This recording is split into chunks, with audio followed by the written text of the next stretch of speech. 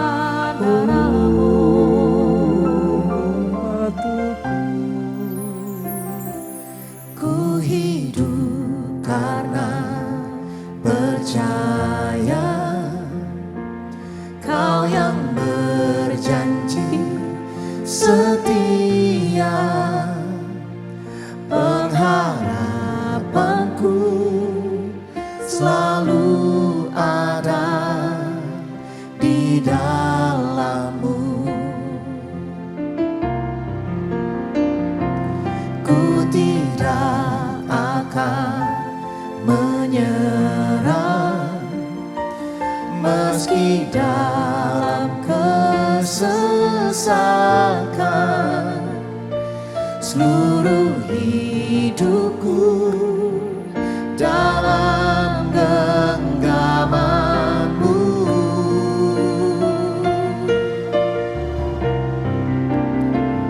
Aku punya Tuhan yang besar, yang telah berjanji dan sanggup menggenapi imanku, bersepakat percaya kuasa-Nya. Ku terima sekarang kemenangan dari-Mu. Aku punya Tuhan yang besar, yang telah berjanji dan sanggup menggenapi imanku, bersepakat percaya kuasa-Nya. Ku terima sekarang kemenangan dari-Mu.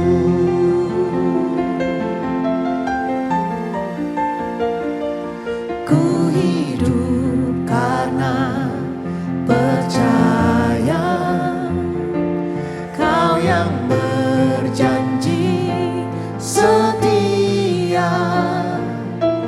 Pengharapanku selalu ada di dalam-Mu.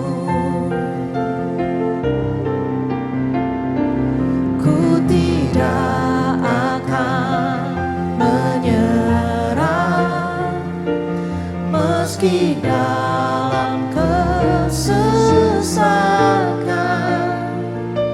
seluruh hidupku dalam genggaman-Mu.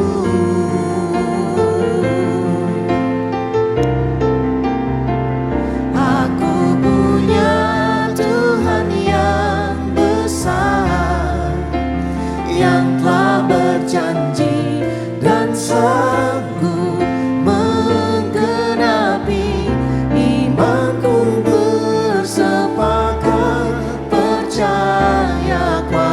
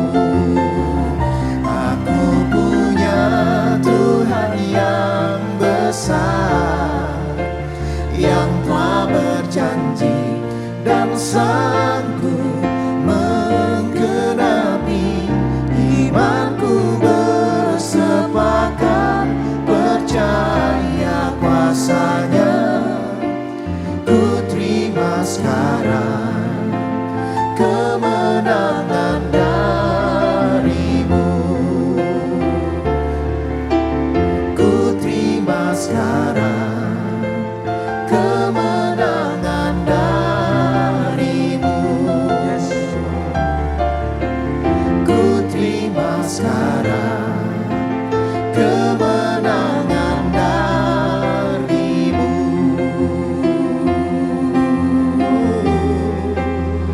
Kemenangan darimu Tuhan. Kemenangan darimu.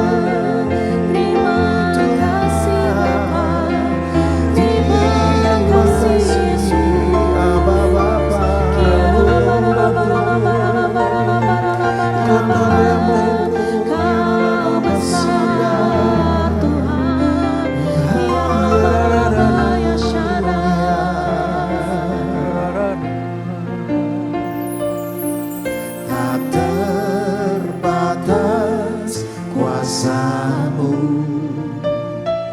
tak terduga caramu.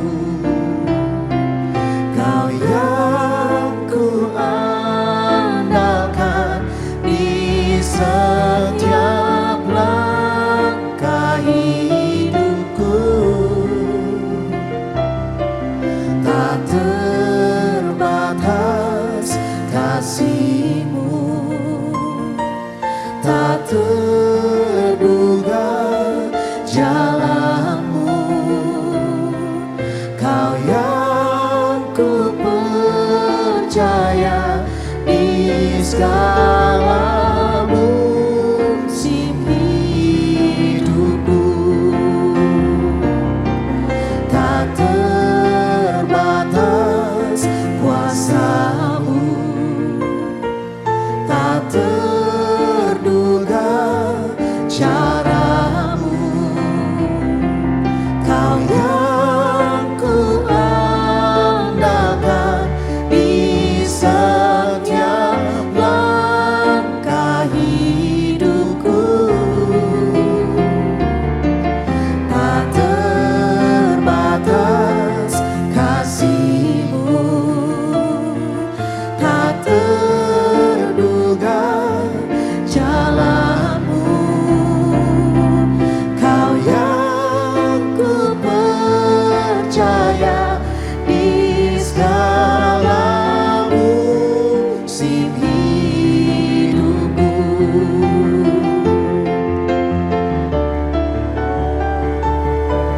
Tak terbatas kuasa-Mu,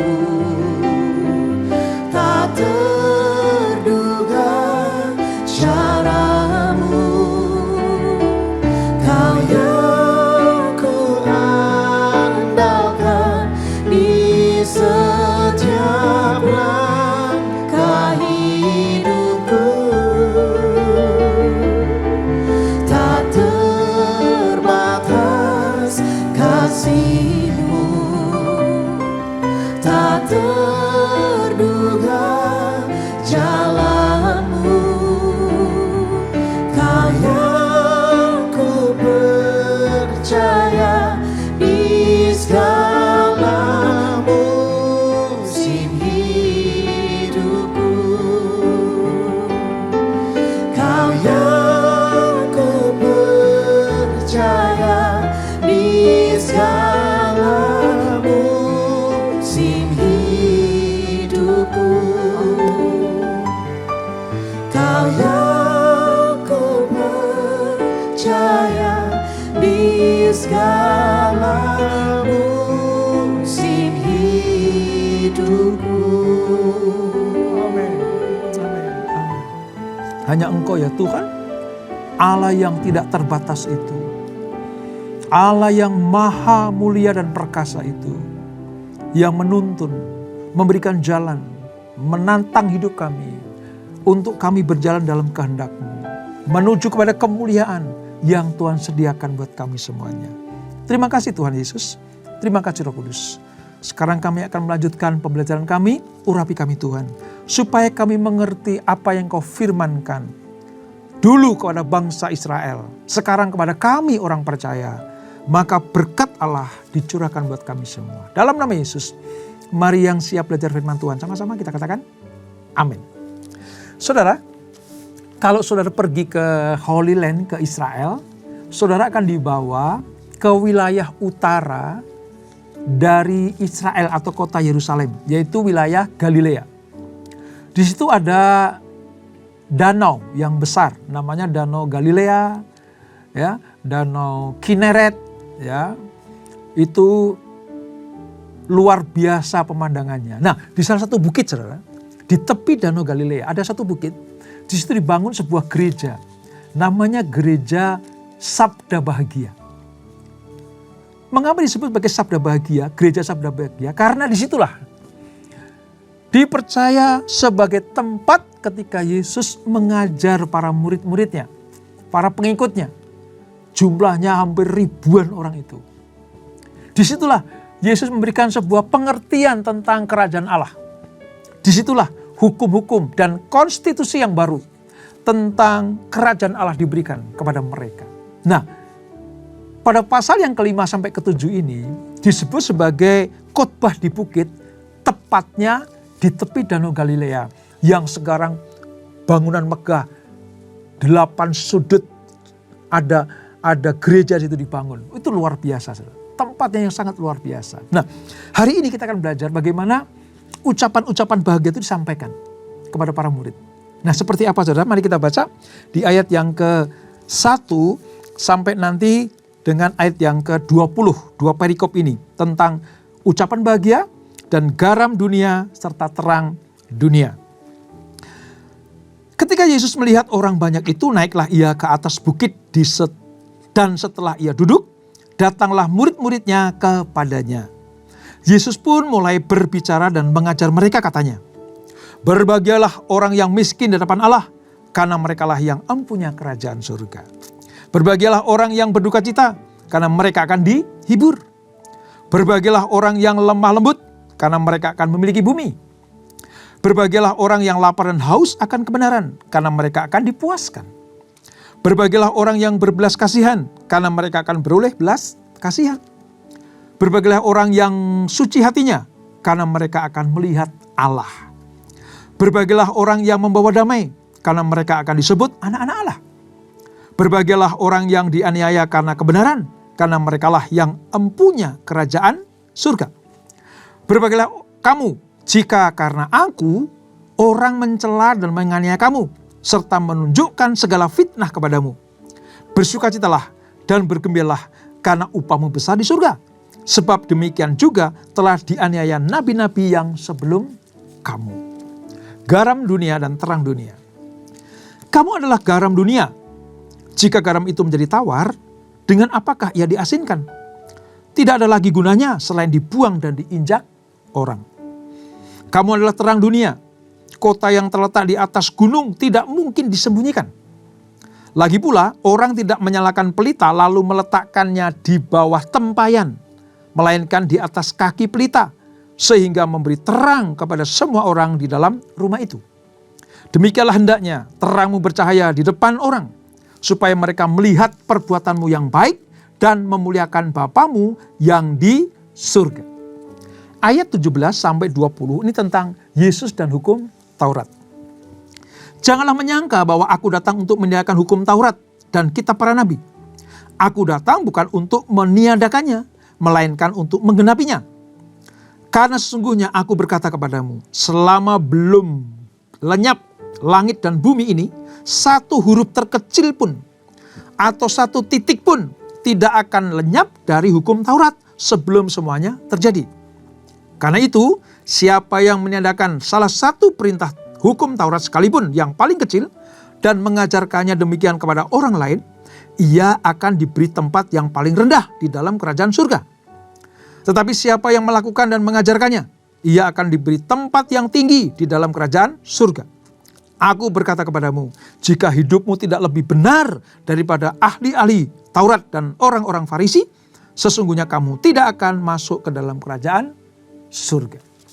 Nah, kalau kita baca sepintas tadi, saudara, ini sebuah pemaparan pengajaran Yesus kepada para muridnya tentang hal-hal yang baru yang mereka harus ketahui tanpa meniadakan hukum Taurat. Sebab tugas Yesus adalah menggenapinya. Makanya dalam khotbah di bukit ini, Yesus betul-betul memberikan sebuah konstitusi yang baru untuk para muridnya. Tentang yang pertama, Pelajaran yang pertama, saudara. Yesus sedang memberikan sebuah pengertian tentang kebahagiaan. Jika kamu pengen bahagia menurut ukuran Tuhan, itu seperti apa sih? Kira-kira seperti itu.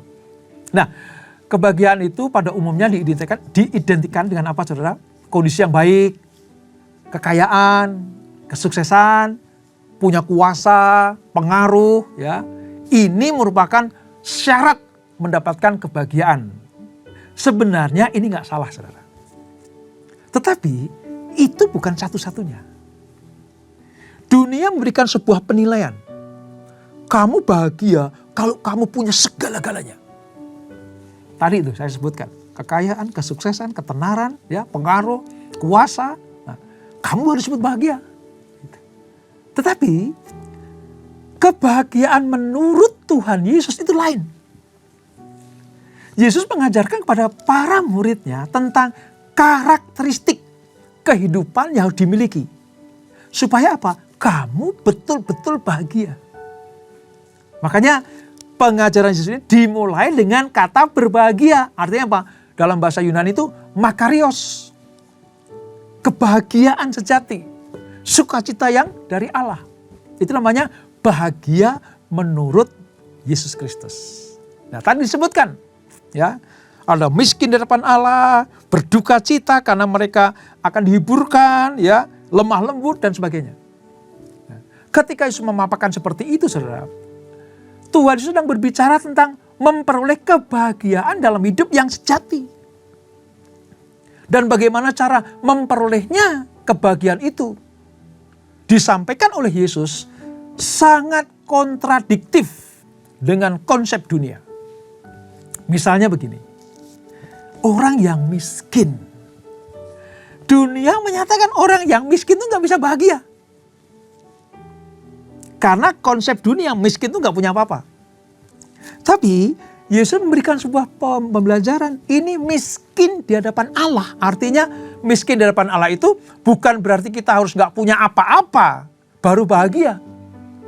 Tapi artinya kita memiliki apa-apa tetapi terus bersandar kepada Allah. Karena apa yang kita miliki, apa yang kita punyai itu berasal dari Tuhan. Itu yang pertama. Yang kedua, ketergantungan kita kepada Tuhan. Itu namanya miskin di hadapan Allah. Saudara boleh punya harta benda yang melimpah. Rumah yang mewah. Perusahaan yang besar dan banyak. Tapi kalau hidupnya selalu bergantung kepada Allah, tahukah saudara? Saudara adalah miskin di hadapan Allah. Dan ini yang disukai Tuhan. Ini yang menjadi kriteria Tuhan. Kalau dunia melihat orang miskin gak punya apa-apa. Tapi bagi Allah, sekalipun kamu punya apa-apa, sadarilah bahwa tanpa Tuhan kamu tidak bisa berbuat apa-apa. Itu namanya miskin di hadapan Allah. Nah, ini kan kontradiktif sekali dengan ukuran dunia. Memang ini disampaikan kepada para muridnya supaya apa? Kamu jangan sama dengan dunia. Itu, ya, berduka cita. Dalam ukuran dunia berduka cita itu harus sedih, harus penuh linangan air mata, kesedihan begitu, penderitaan gitu. Tapi duka cita di sini tuh artinya menahan hawa nafsu, tawaran iblis. Sekalipun harus berjuang dalam penderitaan, penuh duka cita. Tapi dikatakan apa saudara? Mereka akan dihibur. Kata dihibur artinya diberikan kekuatan. Ini, orang yang lemah lembut, dikatakan ya, orang yang lemah lembut akan memiliki bumi. Nah, konsep ini gak diterima oleh dunia. Yang memiliki bumi yang kuat. Orang yang punya segalanya adalah orang yang berkuasa. Punya power. Ya. Punya daya apa ya, kuasa yang luar biasa. Jauh dari kelemah lembutan. Tetapi Yesus berikan sebuah pemaparan. Kalau engkau lemah lembut sesungguhnya engkau sudah mengalahkan dunia ini. Maka dikatakan memiliki bumi. Itu saudara. Dan masih banyak lagi tadi. 8 sabda bahagia. Tapi yang sangat menarik adalah apa, saudara? Yang pertama tadi, miskin di hadapan Allah. Itu artinya orang yang bergantung kepada Allah, sekalipun punya harta benda yang melimpah, tapi tetap setia kepada Allah, mengakui bahwa tanpa Allah mereka tidak bisa berbuat apa-apa. Itu membuka kebahagiaan yang lain. Ini pelajaran yang luar biasa buat kita semuanya. Kerendah hatian, ya, penguasaan diri, kelemah lembutan, haus dan lapar akan kebenaran. Itu adalah kunci menerima dan menikmati kebahagiaan yang sejati menurut ukuran Tuhan. Jadi kita jangan sampai terseret oleh pola dunia. Ya. Sukses hanya kalau punya apa-apa. Bahagia kalau memiliki harta benda yang melimpah. Sekali lagi ya, sukses itu gak dosa. Punya harta yang melimpah itu gak salah. Tapi ketergantungan kepada Tuhan dalam segala hal.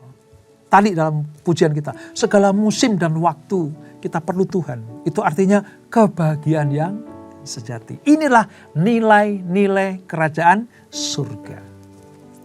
Ini ya, ini yang pertama tentang kerajaan Allah yang kita terima dalam sebuah kebahagiaan. Perikop yang kedua, saudara, tentang garam dan terang. Garam dan terang. Khotbah Yesus tentang garam dan terang ini pada intinya menekan gini, bahwa orang Kristen tidak boleh hidup sebagai gate community. Apa itu? Masyarakat yang dipagari, eksklusif, menyendiri. Tidak. Kristen diharapkan hidup menjadi terang dan garam di tengah masyarakat di mana Tuhan menetapkan kita tinggal di situ. Kristen harus berbaur dengan masyarakat sebab hanya orang Kristen lah yang dapat menjadi garam dan terang dunia ini. Nah, garam dan terang dipakai oleh Tuhan sebagai metafora untuk menggambarkan fungsi orang percaya. Fungsi orang Kristen di dalam mempengaruhi dunia ini. Kalau garam menjadi tawar, artinya tidak berfungsi, nggak ada gunanya, dibuang, diinjak-injak orang. Artinya apa? Nggak unfaidah, nggak ada manfaat sama sekali. Kalau kita jadi terang, tapi kita tutupi, ya, dengan sesuatu yang terang kita itu tidak bisa bercahaya, itu juga unfaidah, nggak berguna. Buat apa? Gitu. Justru ketika kita percaya kepada Yesus, maka terang dan garam itu menyatu dalam hidup kita. Itu artinya fungsi kita menerangi dan memberi rasa bagi dunia ini. Ingat sekali lagi ya, tugas terang dan garam itu supaya kita memberi manfaat kepada orang lain di sekeliling kita. Kalau orang lain itu sudah percaya kepada Yesus, artinya terang dan garam menjadi satu, bukan? Semakin percaya. Tapi kalau terang dan garam kita ini ada di tengah-tengah komunitas non-Kristen yang belum percaya kepada Yesus, tujuannya apa? Supaya mereka melihat bahwa Tuhan Allah kita yang kita percaya sebagai juru selamat, yaitu Yesus Kristus, penolong yang ajaib, itu ada dalam hidup saudara dan saya. Dengan demikian mereka melihat, oh ternyata tinggal dalam Yesus itu adalah luar biasa, indah, penuh dengan kemuliaan. Ya, aku mau percaya kepada Yesus. Itu tujuannya. Menarik gelap supaya pergi. Gelap singkirkan dengan terang. Rasa hambar, rasa hidup yang tidak dapat dinikmati menjadi nikmat karena ada garam. Itu tujuan orang Kristen. Jadi sekali lagi, kita tidak dipanggil untuk menyendiri, hidup eksklusif, atau memagari kehidupan kita sehingga kita hidup hanya dalam komunitas kita saja. Tapi Tuhan bilang, pergi, jadikan semua bangsa muridku. Itu kan amanat aku. Ya, jadi tentang kehidupan yang berdampak, kita disuruh menjadi terang dan garam. Sebab apa? Sekali kita percaya kepada Yesus, Dia adalah sang terang, tinggal dalam hidup kita, itu otomatis kita itu jadi terang. Makanya fungsi terang itu jangan dipagari, jangan ditutupi, Jangan dialing-alingi. Supaya apa? Kegelapan melihat terang. Sekecil apapun terang kita, kalau tinggal dalam kegelapan, itu akan berfungsi, saudara. Dan sebesar apapun terang kita tetap harus bergantung pada sang terang itu. Artinya, seberapapun yang ada pada kita, dapat kita pergunakan untuk kemuliaan, kebesaran, dan pelebaran kerajaan Allah. Nah ini, lalu ayat berikutnya saudara, tentang Yesus dan hukum Taurat. Dari ayat 17 sampai 20 tadi. Tindakan dan pengajaran Yesus seringkali melampaui hukum Taurat. Mengapa? Karena tadi di awal saya katakan ya, Yesus tidak sedang menghapuskan hukum Taurat, tapi menggenapi. Banyak orang berpikir bahwa Tuhan Yesus datang untuk menyediakan hukum Taurat. Bukan. Alih-alih menyediakan, justru Tuhan Yesus menegaskan bahwa dia akan melakukan hukum Taurat yang sulit dilakukan oleh manusia. Dia penggenapnya. Dia yang menyempurnakannya.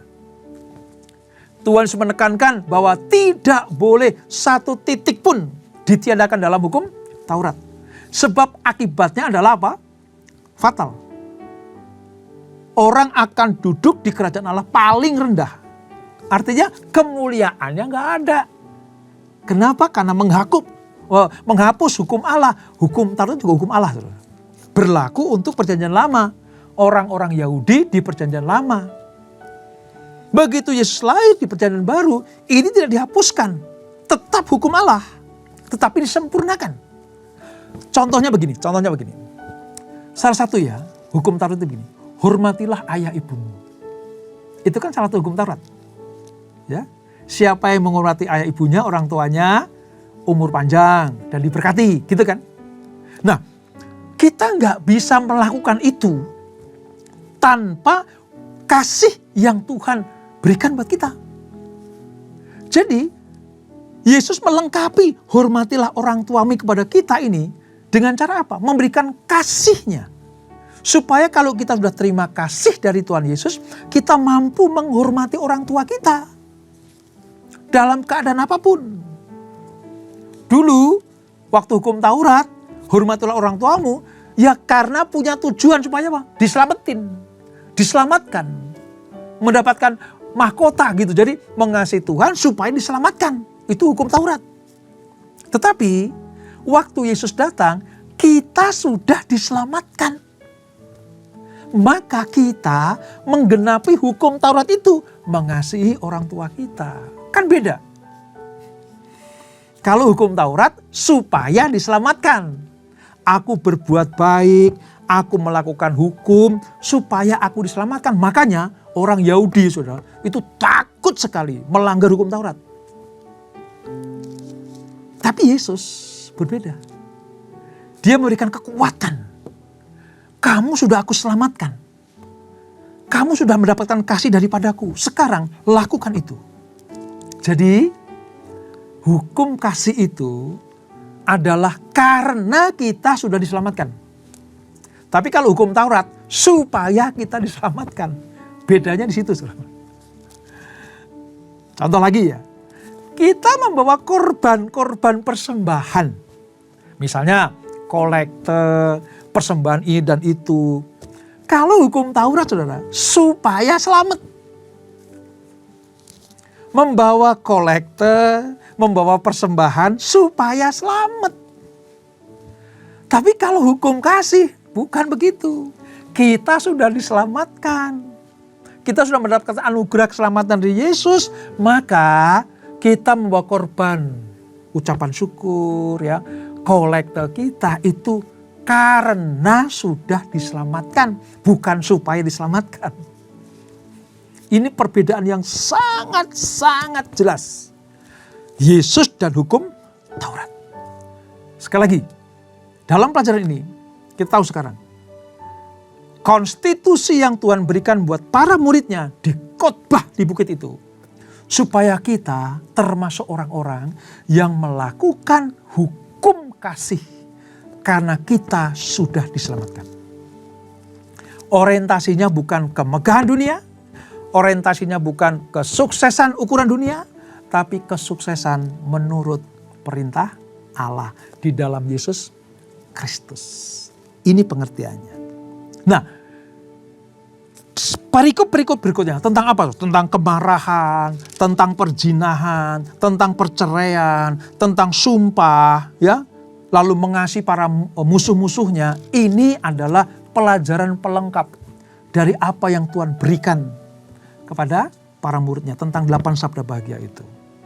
Suci hati artinya tidak memendam dendam. Gitu. Suci hati artinya tidak penuh amarah. Ini sabda bahagia tadi.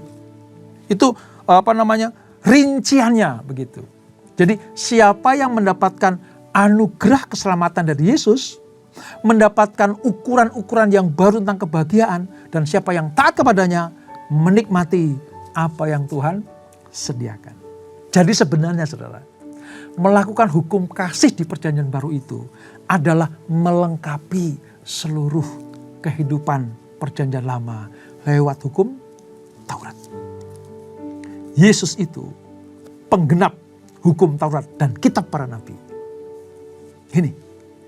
Jadi kalau kita percaya kepada Yesus sebenarnya, kita melakukan hukum-hukum Yesus itu ketika kita sudah mendapatkan anugerah keselamatan. Oleh sebab itu, jaga hidup kita. Tujuan hidup kita cuma satu, kebahagiaan menurut standar Tuhan, bukan standar dunia. Dengan demikian, saudara dan saya adalah murid-murid Kristus yang mau diajar, dikhotbahi Yesus, diberikan konstitusi yang baru, cara-cara hidup yang baru untuk pelebaran kerajaan Allah dan menjadi garam dan terang dimanapun saudara dan saya berada. Dan itulah Matius pasal yang ke-5. Kita berdoa. Bapa, terima kasih untuk pelajaran yang luar biasa. Penyempurna hukum Taurat adalah Yesus Kristus.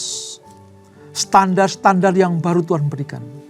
Kebahagiaan-kebahagiaan dalam menikmati kehidupan ini Tuhan berikan. Bertolak belakang dengan cara dunia.